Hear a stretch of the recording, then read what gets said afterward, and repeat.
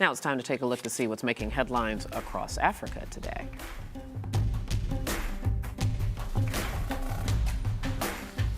The UN's head of peacekeeping operations announced a long-anticipated transfer of mission control in Central African Republic.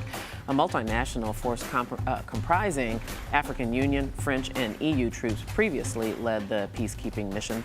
The forces are trying to end sectarian violence and enable a political transition to a stable government. And there's news of yet another migrant boat that capsized. Libyan authorities are now recovering scores of bodies floating in the sea. Rescuers also saved about 36 migrants from an overcrowded vessel which was attempting to reach Europe. That is the fourth boat carrying migrants to Europe to sink in the past month. And Arise News Across Africa report continues now with Arise News contributor Frankie Edozien. Frankie, good to see you, stranger. Good evening, Debbie. How are you? I'm great. Happy to be home. Oh, good. Back from all your summer travels yes, and adventures. Indeed. And came back with a lot of news. So lots going on. Yeah, let's get started particularly here. This weekend. Yeah, indeed. One of those things is U.S. President Barack Obama has announced plans on an initiative to battle Ebola. And there's this very bottom line reason for that, and that is tourism and the source of income. Yes, for many countries. And you can imagine, it's been several weeks now since Ebola has been ravaging West Africa. But East Africa and South Africa, tourism is declining because people think Africa is one big village. So even thousands of miles away, like Kenya and Tanzania, and places where they have primates, where it takes almost $600 to see one of these special gorillas, tourists are now associating that with Ebola, and they're canceling their trips. But not just people going for tourism. In South Africa, we're hearing stories about businesses who are giving people trips to go to South Africa just for holiday, canceling those trips. Mm-hmm. In Nigeria, conferences are being canceled. Five-star hotels, which usually have this time of year 70% occupancy rate, 20% occupancy. So wow. The entire continent is actually reeling from the effects of Ebola, even when they don't have Ebola anywhere close by. Yeah, so tell me a little bit more about this initiative and what it will entail. So the president has already committed $100 million, and tomorrow he's going to ask Congress for another $88 million.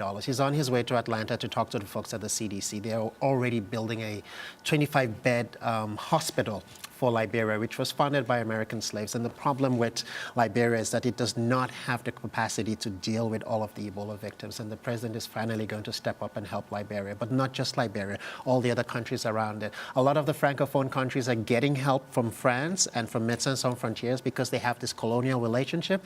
But Liberia and Sierra Leone, English-speaking, it's been a little bit tougher for them, particularly Liberia, because everyone just assumes that America will help Liberia, and it has not done so up until now.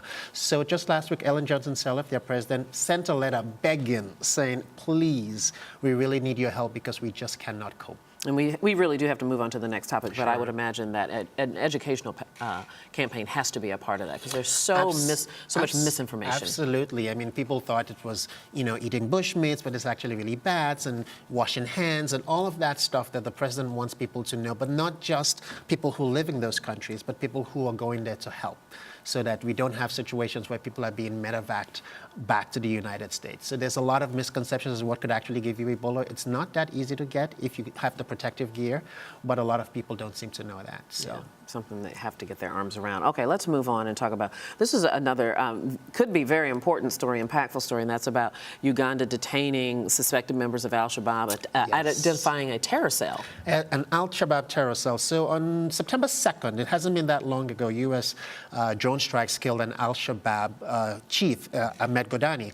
And the Al-Shabaab folks had said they were going to take over Kenya and Uganda, in addition to striking Washington, D.C. and New York City. And then on Saturday, the U.S. Embassy sent out an alert to all the Americans who live in Kampala saying, stay home, don't go out, it looks like something's going on here. But by early this morning, at least 19 people had been arrested with a huge cache of weapons. And basically, Al-Shabaab, among those 19, 6 of them are actually Somalis. Al-Shabaab wanted to do something like a Westgate-style mall attack, except this time in Kampala. So Uganda has been going through a rough time lately because of tourism declining and a lot of other things. But this was a situation that would have been a real devastation if a bomb or something had gone off in Kampala. Kampala has a lot of medical facilities and a lot of people who work there doing AIDS research and all kinds of stuff. But the Ugandan government has been very, very supportive in rooting out Al-Shabaab in Somalia, and that is why they had the latest target. And was there some suspicion that there was a planned attack against the U.S. Embassy?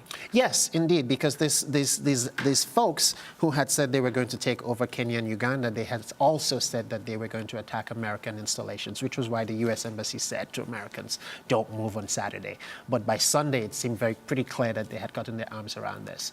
And so this weekend was quite a terrifying one for Uganda, but in the end, it was a good weekend because no bombs went off, and these people have been captured and arrested, and not just captured and arrested, but a whole bunch of weaponry has been caught. So there was an idea that the attacks would not just be in Kampala, but spread out around other towns in Uganda. And arresting these people with their cache of weapons means that, you know, that threat has been lifted, at least for the moment. All right, let's move down to the southern tip of South Africa. Cape Town has a Town. very interesting way of battling crime. Yes. Controversial. It is controversial. You know, they have what a lot of European cities are using these days, which is a lot of closed-circuit television on the streets in Cape Town. But Cape Town still has a crime problem. So some of their ministers are thinking, maybe we're going to use drones.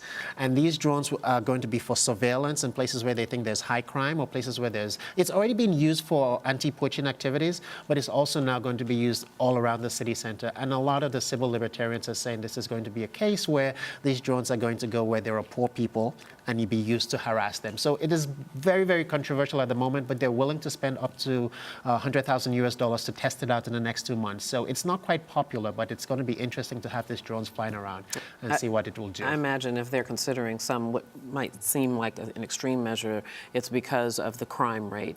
Yes, there is, you know, unfortunately, Cape Town it's not that large a city, but it does attract a lot of people and it's quite beautiful and it's got a lot of tourists. But the downtown parts of Cape Town and the areas around it have been crime-ridden for years, and there's a trend that is actually going up. This time of year, it's actually winter in Cape Town right now, but it does not mean that crime is down, even though there are less tourists. There's a lot of stuff that's happening. And so the government is trying to say, if we have aerial surveillance, we can see what is happening and dispatch people to that before the events are over. All right. And so that is the rationale behind this. We don't quite know if it's going to be successful yet, but it is going to be tested in the next 2 months. All right, I know you'll monitor that and bring us updates on it. Absolutely. That's going to do it for right now. Thank you, Frankie. It's good to see you. Debbie. All right, we'll see you next week. All righty, cheers. And you're watching Arise America.